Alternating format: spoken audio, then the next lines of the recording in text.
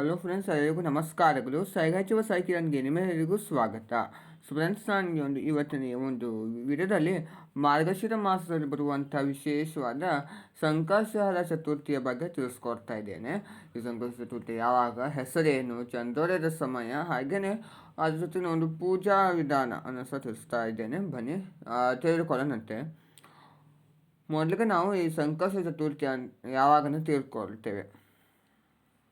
ಈ ಸಲ ಬಂದಿರುವಂಥ ಸಂಕಷ್ಟಹರ ಚತುರ್ಥಿಗೆ ನಾವು ಅಕುರತ ಸಂಕಷ್ಟಹರ ಚತುರ್ಥಿ ಅಂತ ಕರೆಯುತ್ತೇವೆ. ತುಂಬ ಒಂದು ವಿಶೇಷವಾದ ಸಂಕಷ್ಟ ಚತುರ್ಥಿ ಆಗಿರುವಂಥದ್ದು.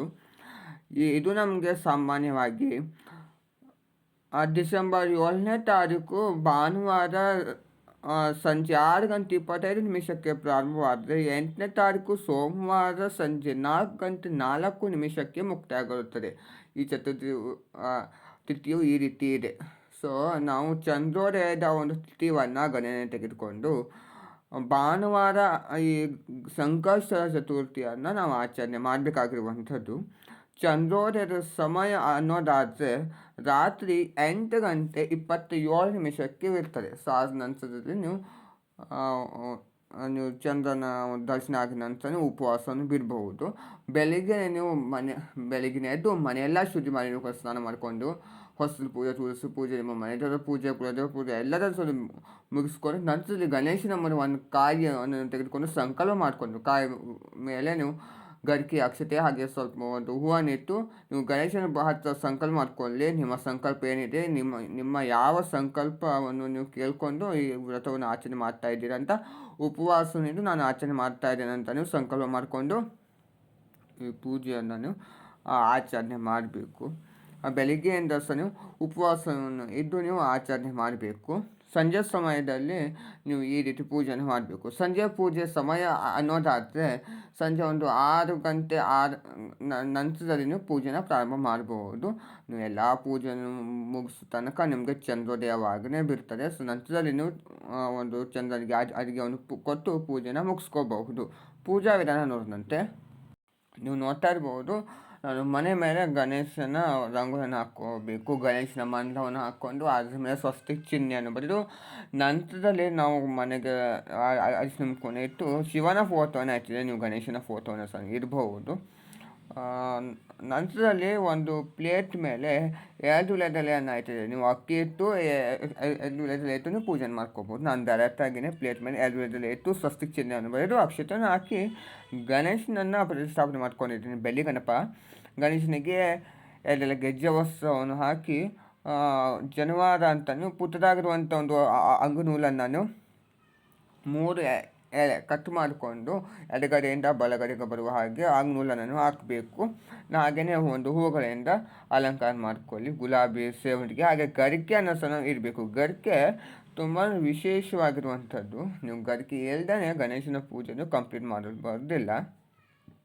ಹಾಗೆಯೇ ಒಂದು ಪುಟ್ಟದಾಗಿರುವಂಥ ಪ್ಲೇಟನ್ನು ಇಟ್ಟಿದ್ದೇನೆ. ಯಾಕಪ್ಪ ಅನ್ನೋದಾದ್ರಂತೆ ಕುಂಕುಮಾರ್ಚನೆ ಮಾಡಲಿಕ್ಕೋಸ್ಕರ ಅಂತ. ನಾನು ನಿಮಗೆ ಈ ಸಹ ತುಂಬಾ ಒಂದು ಸರಳವಾಗಿಯೇ ಪೂಜಾ ವಿಧಾನ ತಿಳಿಸ್ಕೊಳ್ತಾ ಇರೋದ್ರಿಂದ ನಾನು ಕುಂಕುಮಾರ್ಚನೆಯನ್ನೇ ನಿಮಗೆ ತಿಳಿಸ್ತಾ ಇದ್ದೇನೆ. ಹಾಗೆ ಅದು ದೀಪವನ್ನು ಸಹ ಹಚ್ಚಿ ಇಟ್ಟಿದ್ದೇನೆ. ಹಾಗೆಯೇ ಒಂದು ವಿಶೇಷವಾದ ಒಂದು ದೀಪಾರಾಧನೆ ಅನ್ನೋದಾದರೆ ಪಂಚಮುಖಿ ದೀಪಾರಾಧನೆ ಗಣೇಶನಿಗೆ ತುಂಬಾ ಪ್ರಿಯವಾಗಿರುವಂಥದ್ದು. ಹಾಗೆಯೇ ಗಣೇಶನಿಗೆ ಇಷ್ಟವಾದ ಒಂದು ಎಲ್ಲ ದೀಪಾರಾಧನೆ ಮಾಡಬಹುದು. ತೆಂಗಿನಕಾಯಿ ದೀಪಾರಾಧನೆ, ಬೆಲ್ಲದ ದೀಪಾರಾಧನೆ ಮತ್ತು ನಿಮಗೆ ಯಾವೆಲ್ಲ ಇಷ್ಟವಾಗ್ತದೆ ಅದೆಲ್ಲ ನೀವು ಮಾಡಬಹುದು. ನಾನು ಪಂಚಮುಖಿ ದೀಪಾರಾಧನೆ ಮಾಡಿದ್ದೇನೆ. ಹಿತ್ತಾಳೆ ದೀಪ, ಅದು ತುಪ್ಪವನ್ನು ಹಾಕಿ 10 ಬತ್ತಿ 5 ಬತ್ತಿ ಹಾಗೆ ಮಾಡಿ ನಾನು ದೀಪಾರಾಧನೆಗೆ ಇಟ್ಟಿದ್ದೇನೆ, ಸಿದ್ಧತೆ ಮಾಡ್ಕೊಂಡಿದ್ದೇನೆ. ಹಾಗೆಯೇ ಒಂದು ಪುಸ್ತಕವನ್ನು ಸಹ ಇಟ್ಟಿದ್ದೇನೆ, ಸ್ತೋತ್ರದ್ದು, ತೀರ್ಥ ಹಾಗೆ ತಾಂಬೂಲ ಮತ್ತು ಕಲ್ಸಕ್ಕರೆ ಪ್ರಸಾದಕ್ಕೆ ತುಂಬಾ ಸರಳವಾಗಿ ನಮಗೆ ತಿಳಿಸ್ಕೊಡ್ತಾ ಇರೋದ್ರಿಂದ ಕಲ್ಸಕ್ಕರೆಯನ್ನೇ ಅಷ್ಟನ್ನೇ ಇಟ್ಟಿದ್ದೇನೆ,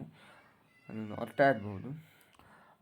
ಇಷ್ಟರ ಮಟ್ಟಿಗೆ ನೀವು ಸಿದ್ಧತೆ ಮಾಡಿಕೊಂಡು ನೀವು ಅಷ್ಟೋತ್ತರಕ್ಕೆ ಸಹ ನಿಮಗೆ ಯಾವ ರೀತಿ ನಿಮಗೆ ಅಷ್ಟೋತ್ತರ ಮಾಡಬೇಕು ಅಷ್ಟೆಲ್ಲ ರೀತಿಯ ಒಂದು ಹೂಗಳು, ಗರಿಕೆ ಇಲ್ಲಾಂದರೆ ಪತ್ರಗಳಿಂದ ಸಹ ನೀವು ಒಂದು ಅಷ್ಟೋತ್ತರ ಮಾಡಬಹುದು.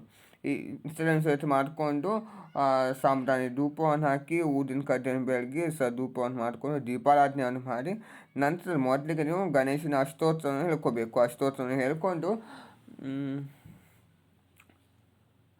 ಕಥೆಯನ್ನು ನೀವು ಓದ್ಕೋಬೇಕು. ಕಥೆಯನ್ನು ನೀವು ಮಾರ್ಗಶಿರ ಮಾಸದ ಅಕೃತ ಸಂಕಷ್ಟ ಚತುರ್ಥಿಯ ಒಂದು ಕಥೆಯನ್ನು ಅರ್ಥ ಮಾಡಿಕೊಂಡು ಅದನ್ನು ಓದ್ಕೊಂಡು ನಂತರದಲ್ಲಿ ಸಂಕಷ್ಟ ನಾಶನಂ ನಾಮ ಶ್ರೀ ಗಣಪತಿ ಸ್ತೋತ್ರವನ್ನು ನೀವು ಓದ್ಕೋಬೇಕು. ಅದು ತುಂಬಾ ಒಂದು ವಿಶೇಷವಾಗಿರುವಂಥದ್ದು, ಎಲ್ಲರೂ ಸಹ ಓದ್ಕೊಳ್ಳಿ.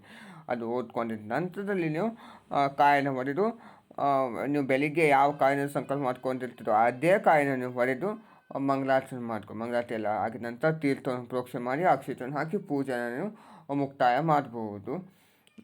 ಇಷ್ಟು ನೀವು ಒಂದು ಪೂಜೆನ ಮಾಡಬೇಕಾಗಿರುವಂಥದ್ದು. ಇಷ್ಟೆಲ್ಲ ಪೂಜೆ ಮಾಡೋ ತನಕ ನಿಮಗೆ ಚಂದ್ರೋದಯ ಸಮವಾಗಿಯೇ ಬಿಟ್ಟಿರುವಂಥದ್ದು. ನೀವು ಚಂದ್ರೋದಯಕ್ಕೆ ನೀವು ಚಂದ್ರನಿಗೆ ಅರ್ಘ್ಯವನ್ನು ಕೊಟ್ಟು ನೀರಿಗೆ ಸ್ವಲ್ಪ ಗರಿಕೆ ಅರಿಶಿನ ಕುಂಕುಮ ಒಂದು ಹೂ ಹಾಗೆಯೇ ಅಕ್ಷತೆಯನ್ನು ಹಾಕ್ಕೊಂಡು ಕ್ಷೀರೋದಾರ್ಣವ ಸಂಭೂತ ಅತ್ಯಂತ ಸಂಭವ ಗ್ರಹಣಾರ್ಘ್ಯ ಮಯಾ ದತ್ತಂ ರೋಹಿಣ್ಯಾ ಸಹಿಸಿಂ ರೋಹಿಣಿ ಸಂಚಿತ ಸಂಜಾಯ ನಮಃ ಇದಮ ಅರ್ಘ್ಯಂ ಸಮರ್ಪಯಾಮಿ ಅಂತ ನೀವು ಹೇಳ್ಕೊಂಡು ಚಂದ್ರನಿಗೆ ಅರ್ಘ್ಯವನ್ನು ಕೊಡಬೇಕು.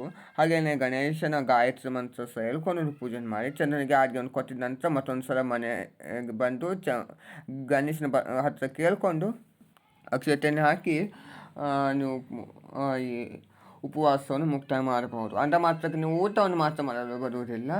ನೀವು ಈ ಥರ ಉಪ್ಪಿಟ್ಟು ಚಪಾತಿ ಈ ಥರದ್ದು ತೆಗೆದುಕೋಬಹುದು.